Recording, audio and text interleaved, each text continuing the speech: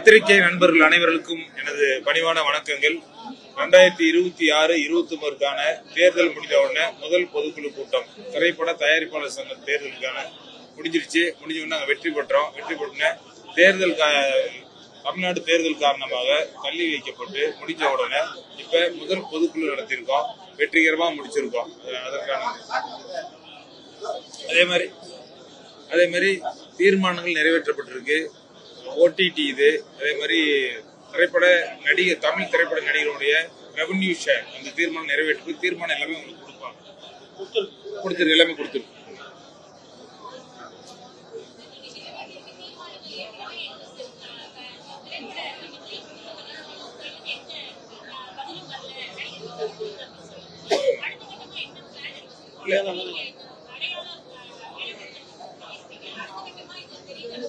இல்ல இனிமேல் தான் முடிவு பண்ணும். ஒரு பேச்சுவார்த்தை நடத்தி அன்னைக்கு நடக்காது.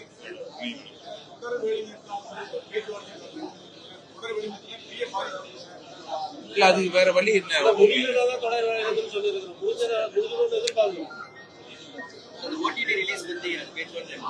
அது பேச்சுவார்த்தை ஓடிடின்றது நம்ம ஒரு சவுத்துன்னு சொன்னா 4 ஸ்டேட்ல வாங்குவாங்க, ஒரு ஸ்டேட்ல கிடையாது. அதே மாதிரி 4 ஸ்டேட் பேசி முடிச்சு அது ஒரு நல்ல முடிவு எட்டப்படும். ஓடிடியே வாங்குறது இல்லை எங்கேயுமே. இப்போ நடிகர்களுடைய சம்பளம் குறைப்பு இந்த ஓடிடி இத்தனை வாரங்களுக்கு பிறகு வெளியாகும். இதெல்லாம் பல கூட்டங்களிலும் பொதுக்குழு கூட்டங்களிலும் தீர்மானம் எடுக்கப்பட்டு தான் இருக்குது. ஆனா அது இன்னமும் நடைமுறைக்கே சாத்தியம் இல்லை அப்படின்ற மாதிரி தெரியுது. இல்லைங்க, அதுக்கு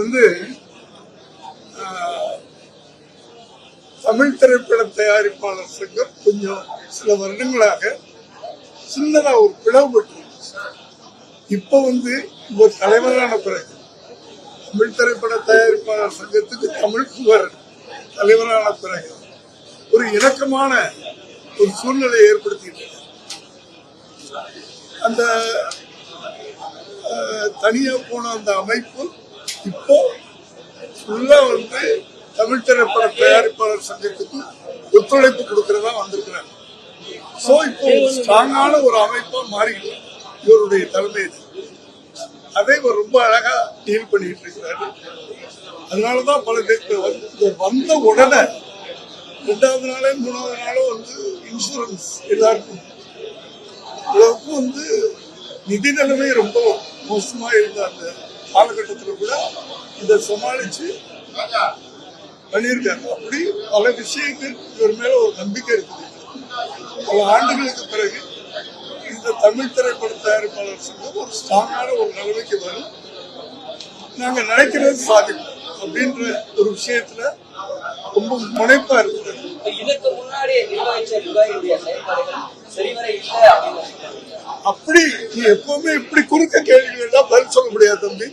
நல்லதை நினைச்சு நம்ம போய்கிட்டு இருக்கிறோம். நல்லது பண்ணுவோம் அப்படின்னு சொல்லும் போது நீ பின்னாடி ஏன் போற? குறுக்கு பத்தியா கேள்வி கேட்க புரியுதா?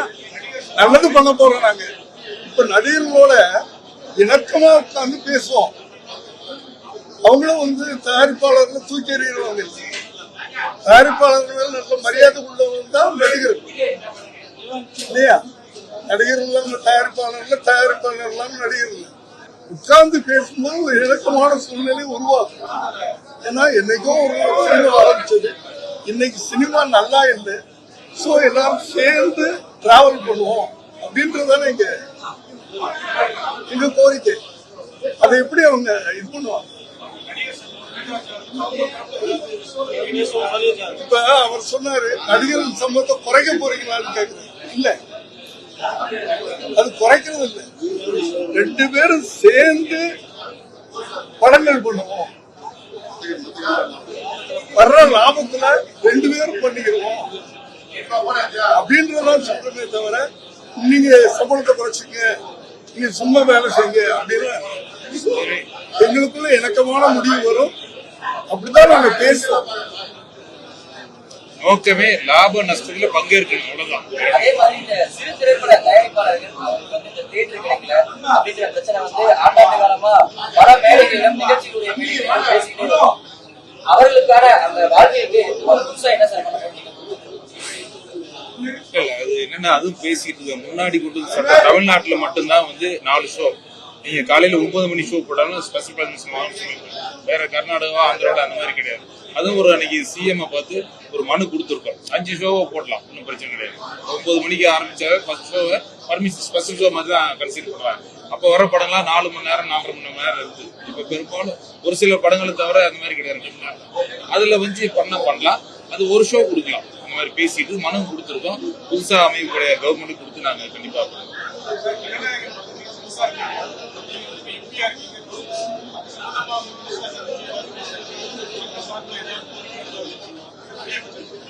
சென்னைக்கு கூட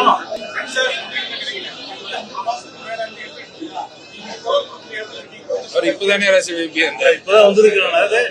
முதல்ல வந்து இந்த புதுசா வெற்றி பெற்ற இந்த நிர்வாகத்துக்கு என்னுடைய வாழ்த்துக்கள்.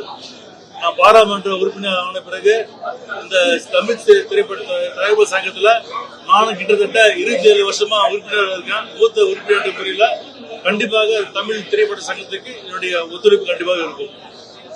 பெரிய திரைப்படத்திற்கு இந்த பிரச்சனை வரப்போ அடுத்தடுத்து சின்ன பட்ஜெட் திரைப்படங்கள் நிறைய வந்து இந்த மாதிரியான இருக்கு. நல்ல கதைகள் கொண்ட திரைப்படங்கள், ஒரு பெரிய பட்ஜெட் கொண்டிருக்கக்கூடிய திரைப்படங்கள் இந்த மாதிரி வெளியாகும் பொழுது தயாரிப்பாளர்களுடைய நேரடியா பாதிக்கப்படுறாங்க. சோ அந்த மாதிரியான நடவடிக்கைகள் வெளியானதா பைரசி அதான் நாங்க இப்ப பேசும்போதே பொதுக்குழுல பேசணும். படம் ரிலீஸ் ஆன பின்னாடி பைரசி போதும். இப்ப ரிலீஸ் ஆகாத படத்துக்கு ஒரு சிலர் பண்ணது இப்ப எடிட்டர் அவங்க அசிஸ்டன்ட் பண்ணிருக்குன்னு சொல்றாங்க. அது கண்டுபிடிச்சாச்சு, உடனே நீக்கம் பண்ணிருக்கு. பாதிக்கிறது தயாரிப்பாளர் தான். சட்டப்படி நடவடிக்கை அதான் போயிட்டு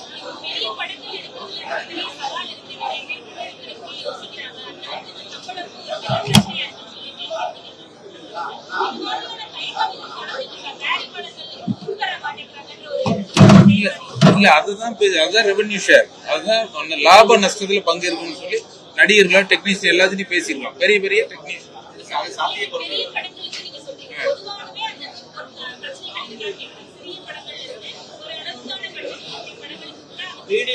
பெரிய பட்ஜெட் படங்கள் 2 படத்துக்கு தான் 6 கோடிக்கு இருக்கிற படங்கள் பிரச்சனை இல்லை. நடுத்தர படங்களுக்கு பெரிய பட்ஜெட் படங்களுக்கு தான் இந்த பிரச்சனை இருக்கு. அதான் ரெவன்யூ ஷேர்ல கொண்டு வரது இப்ப தீர்மானம் போட்டிருக்காங்க. அதை இது வலியுறுத்தி தான் ஒரு நாள் அடையாளம் இருக்கு. 4 மாநிலங்களும் கர்நாடகா, கேரளா, தமிழ், தெலுங்கு அத்தனை பிரிவுகளுக்கு நாங்கள் ஒன்றா சேர்ந்து ஒரு கூட்டமைப்பு. அந்த கூட்டமைப்பு பேரு south Indian film producers association. அதாவது வந்துட்டு இப்போ நம்ம ஒரு படம் எடுக்கிறோம், அந்த படம் வந்துட்டு தமிழ் மட்டும் இல்லை, மற்ற 3 லாங்குவேஜுக்கும் போகுது. இங்கே ஒரு பிரச்சனைனா அங்கேயும் நம்ம ரிலீஸ் பண்ணணும். இந்த பிரச்சனை சால்வ் பண்ணாதான் அங்கே வந்துட்டு நம்ம பண்ண முடியும். அதனால அவங்களும் கூட சேர்த்து நாங்கள் எல்லாம் ஒன்றா ஒரு அமைப்பு அமைச்சிருக்கோம். இனிமேல் எந்த பிரச்சனை வந்தா கூட ப்ரொடியூசர்ஸுக்கு 4 பேரும் வந்துட்டு 4 மாநிலங்களும் ஒன்றா செயல்படணும்னு சொல்லிட்டு ஒரு முடிவு. சார் அதே மாதிரி சினிமா வெளியீட்டை வந்து ஓடிடி தான் நிர்ணயிக்குது அப்படின்ற மாதிரியான ஒரு குற்றச்சாட்டு தொடர்காலமாக இருக்கிறது. ஏன்னா இந்த ஓடிடியோட சைன் பண்ணிட்டோம் அப்படின்னா குறிப்பிட்ட தேதிக்குள்ள நீங்க தியேட்டர்ல ரிலீஸ் பண்ணாலும் பண்ணனாலும் நாங்க ஓடிடில பண்ணிடுவோன்னு. ஸோ இது வந்து தயாரிப்பாளர்களுக்கு இதுவும் நேரடியான ஓடிடி இல்ல. அதான் இப்ப நாங்க என்னன்னா இப்ப எங்க நிர்வாகம் வந்து ஒண்ணு ஹை லெவல் கமிட்டி ஒன்று போட்டிருக்கோம், ஃபார்ம் பண்ணிருக்கோம், வெளியிடுவோம். அதுல ரொம்ப முக்கிய எஸ்ஐ சார் அந்த மாதிரி ரொம்ப முக்கியமானவங்க, அது ஏற்கனவே ரொம்ப அனுபவம் வாய்ந்த தயாரிப்பாளர் அவங்களாம் வச்சு ஒரு ஹை லெவல் கமிட்டி பண்ணிருக்கோம். அதுக்கு என்னென்ன சீர் பண்ணலாம் அதெல்லாம் நாங்க பண்ணிட்டு இருக்கோம். கண்டிப்பா அது இந்த மாசத்துல எல்லாம் முடிவு போட்டுருக்கோம். ஓடிடி தியேட்டர் இல்ல, நாங்க நிர்வாகம் வந்து 1 மாசம் தான், 2 மாசம் ஆகும் போது இந்த தேர்தல்னால எதுவும் பண்ண முடியல. கண்டிப்பா ஒரு மாதத்துல எல்லாத்துக்கும் ஒரு தீர்வு வரும் கண்டிப்பா.